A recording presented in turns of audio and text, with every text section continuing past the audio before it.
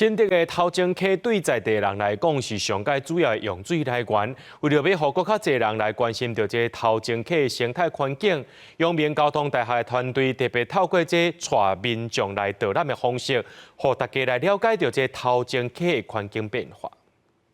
早期在台湾建的时候，它会变成直一条路，然后中间让它可以走。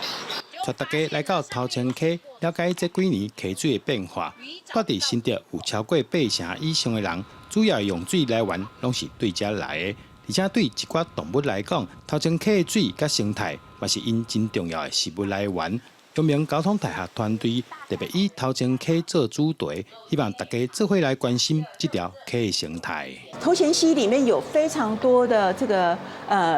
生物在里面，那是跟我们一起共存的，所以我们就也有一个一样是跟这个台湾干净水联盟合作的这个带着小朋友去观察河里的螺，然后每一个小朋友都有去描绘它，去画出来。一个人去年的统计，民生的生活用水在新竹市一天要用掉318公升。当污染没有这么多的时候，河川会利用它自己本身的这个细菌，跟它周遭的环境进行分解，这叫做河川的自我净化的能力。活动中，把爱大家斗阵伫溪边捡垃圾，用行动来幸福头前溪一个清洁的环境。头前溪的这个生态的这个